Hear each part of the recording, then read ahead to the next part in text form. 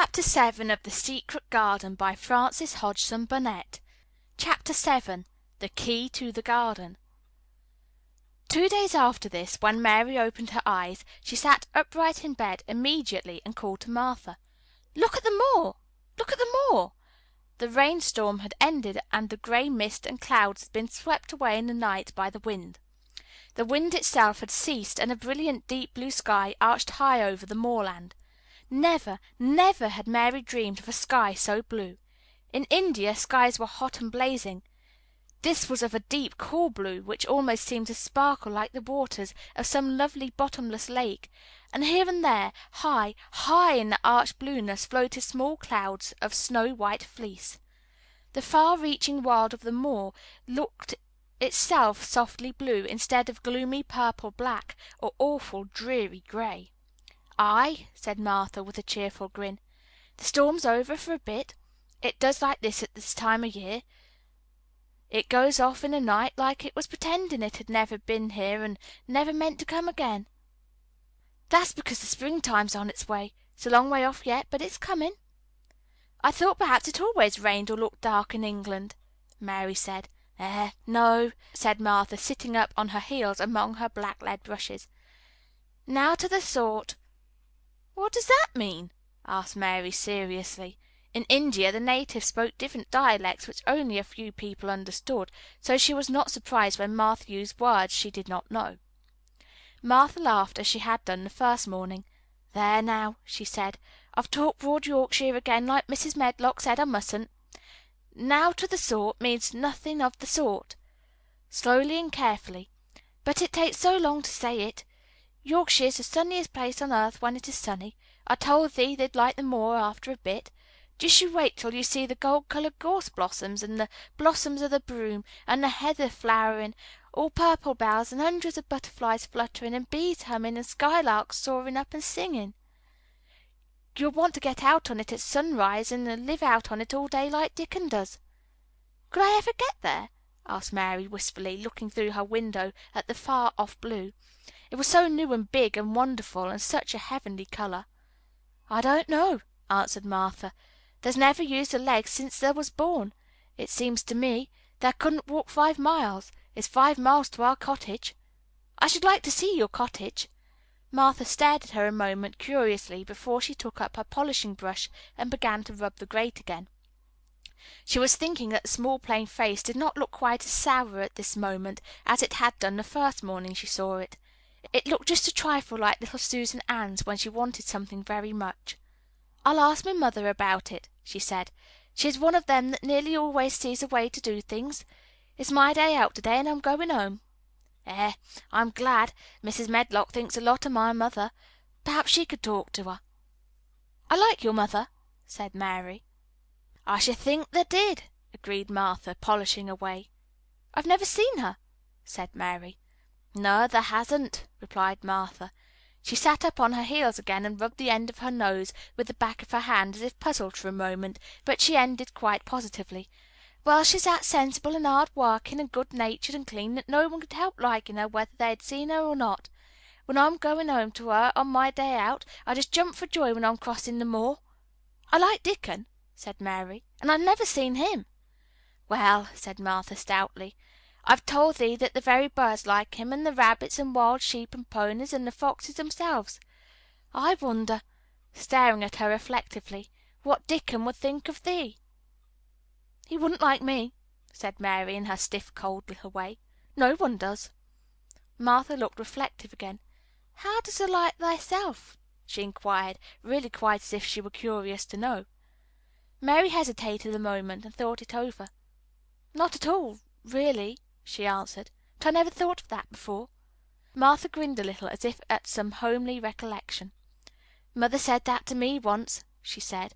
"She was at her wash-tub, and I was in a bad temper and talking ill of folk, and she turns round on me and says, 'There, young vixen, there thou stands, saying thou doesn't like this one and thou doesn't like that one. How does thou like thyself?' It made me laugh, and it brought me back to my senses in a minute." She went away in high spirits as soon as she had given Mary her breakfast.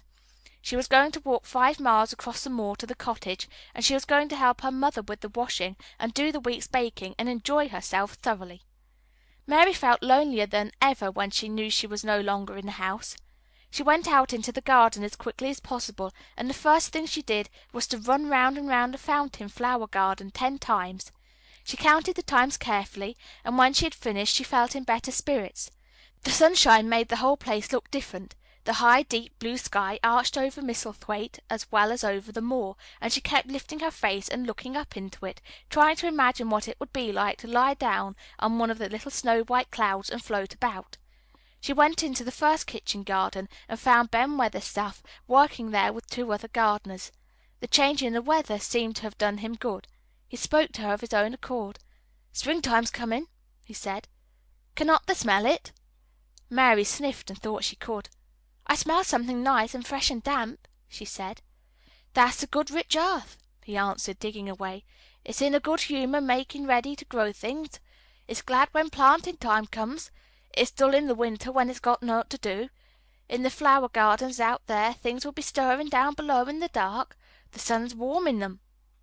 You'll see bits of spikes sticking out of that black earth after a bit." "What will they be?" asked Mary. "Crocuses and snowdrops and daffydowndillies. Hast thou never seen them?" "No, everything is hot and wet and green after the rains in India," said Mary, "and I think things grow up in a night." "These won't grow up in a night," said Weatherstaff. "They'll have to wait for 'em. They'll poke up a bit higher here, and push out a spike more there, and uncurl a leaf this day and another that. You watch 'em." "I'm going to," answered Mary. Very soon she heard the soft rustling flight of wings again, and she knew at once that the robin had come again. He was very pert and lively, and hopped about so close to her feet, and put his head on one side and looked at her so slyly that she asked Ben Weatherstaff a question. "Do you think he remembers me?" she said. "Remembers thee!" said Weatherstaff indignantly. "He knows every cabbage stump in the gardens, let alone the people. He's never seen a little wench here before, and he's bent on finding out all about thee. There's no need to try to hide anything from him." "Are things stirring down below in the dark in that garden where he lives?" Mary inquired. "What garden?" grunted Weatherstaff, becoming surly again. "The one where the old rose trees are," she could not help asking because she wanted so much to know. "Are all the flowers dead, or do some of them come again in the summer? Are there ever any roses?" "Ask him," said Ben Weatherstaff, hunching his shoulders toward the robin. "He's the only one as knows. No one else has seen inside it for 10 year." 10 years was a long time, Mary thought. She had been born 10 years ago. She walked away, slowly thinking. She had begun to like the garden just as she had begun to like the robin and Dickon and Martha's mother. She was beginning to like Martha, too. There seemed a good many people to like, when you were not so used to liking. She thought of the robin as one of the people. She went to her walk outside the long ivy-covered wall, over which she could see the tree-tops. And the second time she walked up and down, the most interesting and exciting thing happened to her, and it was all through Ben Weatherstaff's robin. She heard a chirp and a twitter, and when she looked at the bare flower bed at her left side, there he was hopping about and pretending to peck things out of the earth, to persuade her that he had not followed her.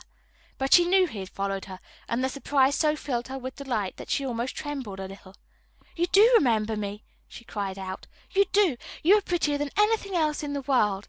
She chirped and talked and coaxed, and he hopped and flirted his tail and twittered. It was as if he were talking. His red waistcoat was like satin, and he puffed his tiny breast out, and was so fine and so grand and so pretty that it wasn't really as if he was showing her how important and like a human person a robin could be. Mistress Mary forgot that she had ever been contrary in her life when he allowed her to draw closer and closer to him, and bend down and talk and try to make something like robin sounds. Oh, to think that he should actually let her come as near to him as that!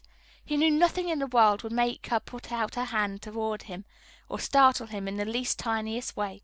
He knew it because he was a real person, only nicer than any other person in the world. She was so happy that she scarcely dared to breathe. The flower bed was not quite bare. It was bare of flowers because the perennial plants had been cut down for the winter rest. But there were tall shrubs and low ones which grew together at the back of the bed, and as the Robin hopped about under them, she saw him hop over a small pile of freshly turned up earth. He stopped on it to look for a worm. The earth had been turned up because a dog had been trying to dig up a mole, and he had scratched quite a deep hole. Mary looked at it, not really knowing why the hole was there, and as she looked she saw something almost buried in the newly turned soil. It was something like a ring of rusty iron or brass, and when the Robin flew up into a tree near by, she put out her hand and picked the ring up. It was more than a ring, however. It was an old key which looked as if it had been buried a long time. Mistress Mary stood up and looked at it with an almost frightened face as it hung from her finger. "Perhaps it has been buried for 10 years," she said in a whisper. "Perhaps it is the key to the garden." Chapter 8.